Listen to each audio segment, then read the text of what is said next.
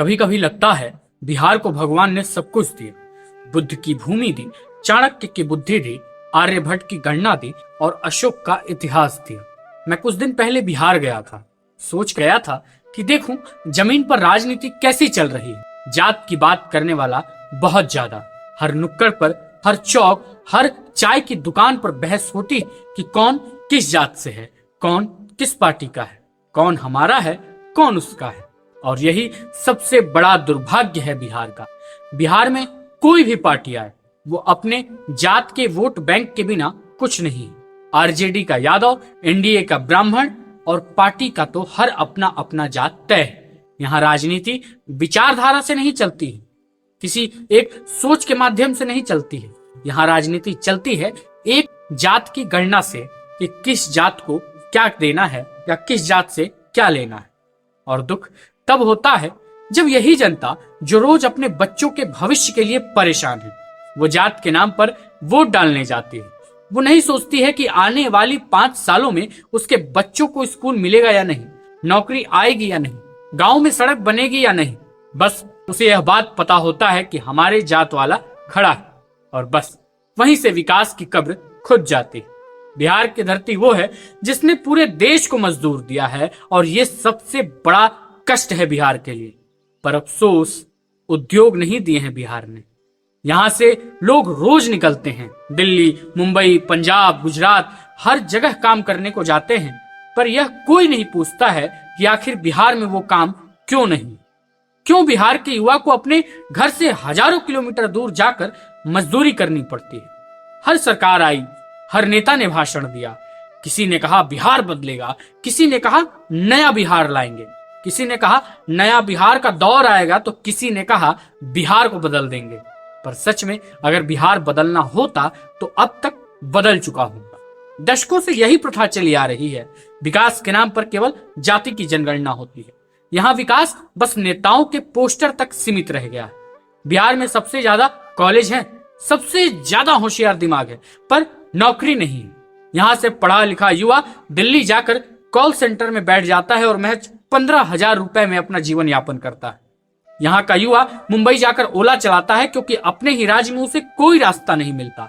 यहाँ के नेता स्मार्ट सिटी की बात नहीं करते, यहाँ के नेता ट्रेन चलाने की बात करते हैं, क्योंकि ट्रेन ही वो रास्ता है जो मजदूर को अपने घर से दूर होने के लिए भेजता है। बिहार में ट्रेन का मतलब है पलायन, और पलायन सिर्फ मजदूरों का नहीं हो रहा। यह पलायन है सपनों का, यह पलायन है अलग आत्मसम्मान का, यह पलायन है उस आशा का जो एक बिहारी बच्चे की आंखों में चमकती थी। लोग कहते हैं कि बिहार ने चाणक्य दिया, बिहार ने आईएएस दिए। सही कहा, पर आप मुझे यह बात बताइए, पर सवाल यह भी है ना कि क्या उन आईएएस अफसरों ने बिहार को कुछ दिया? कहते हैं कि सबसे ज्यादा आईएएस ऑफिसर बिहार ने दिए हैं, सबसे ज्यादा सरकारी कर्मचारी बिहार ने दिए हैं, मगर उनमें से कितने ईमानदार, कितने अफसरों ने अपनी पोस्टिंग के दौरान एक स्कूल, एक अस्पताल, एक उद्योग स्थापित किया? बहुत कम, ना के बराबर। क्योंकि यहाँ सिस्टम ही ऐसा है जो अच्छे लोगों को टिकने नहीं देता है। यहाँ ईमानदारी को आदर्श नहीं, कमजोरी माना जाता है। बिहार का दर्द ये नहीं है कि यहाँ की गरीबी है, बिहार का दर्द ये है कि यहाँ की सोच गरीब है। यहाँ लोग खुद को जात में बांट चुके हैं, यादव, भूमिहार, राजपूत, ब्राह्मण, पासवान, कुशवाहा। उन्हें इस बात का भान नहीं है कि वो सबसे पहले एक बिहारी है। जब तक यह नहीं बदलेगा तब तक बिहार नहीं बदलेगा। यहाँ लोग पूछते हैं तुम किस जात के हो भाई, पर कोई यह नहीं पूछता कि तुम क्या कर सकते हो। और यही वजह है कि बिहार आज भी वही है जहां 80 के दशक में हुआ करता था। ना उद्योग, ना रोजगार, ना बुनियादी ढांचा। बस यहाँ कुछ है तो राजनीति और राजनेताओं के भाषण, जो उनका केवल कोष भरने के काम आते हैं और कुछ नहीं। एक नेता खड़ा होता है तो उसकी खुद की धन संपदा अधिक होती है, मगर प्रजा वहीं की वहीं रहती है। मुझे शर्म नहीं होता है, मुझे दुख होता है जब देखता हूं कि दुनिया चांद पर पहुंच रही है, भारत डिजिटल इंडिया बन रहा है और मेरा बिहार आज भी जात के नाम पर बटा हुआ है। बिहार बदल सकता है अगर बिहार का आदमी खुद बदलने की ठान।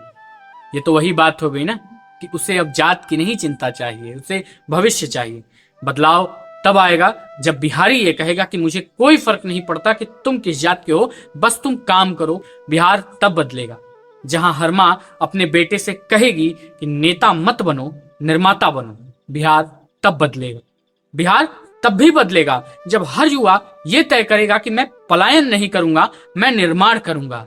बिहार तब बदलेगा। बिहार बदल सकता है, ये आपके हाथ में है। और वो दिन जरूर आएगा जब लोग कहेंगे कि बिहार अब सिर्फ इतिहास का नहीं, भविष्य का भी राज। आप सोचिए ना, बीच में एक पत्रकार महोदय की वीडियो वायरल हुई थी। उन्होंने पूछा था कि अम्मा, अब की बार जो है वोट जाति के नाम पर ना दे के है, अब की बार विकास के नाम पर दे था। तो अम्मा ने कहा, ये विकास कौन जाता रे? और लोगों ने इसका मीम बना दिया। लोग तो मीम बना दिए, मगर बिहार की एक कड़वी सच्चाई है जहां पर विकास की भी जात पूछी जाती है कि यहाँ पर विकास करना है वो किस जात के लिए होगा? भूमिहार के लिए होगा, राजपूत के लिए होगा, ब्राह्मण के लिए होगा, किसी चमार के लिए होगा? हर चीज की जात पूछी जाती है।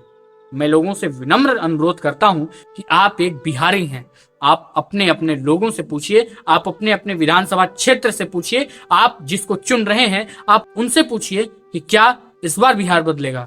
जय बिहार, जय जय बिहार।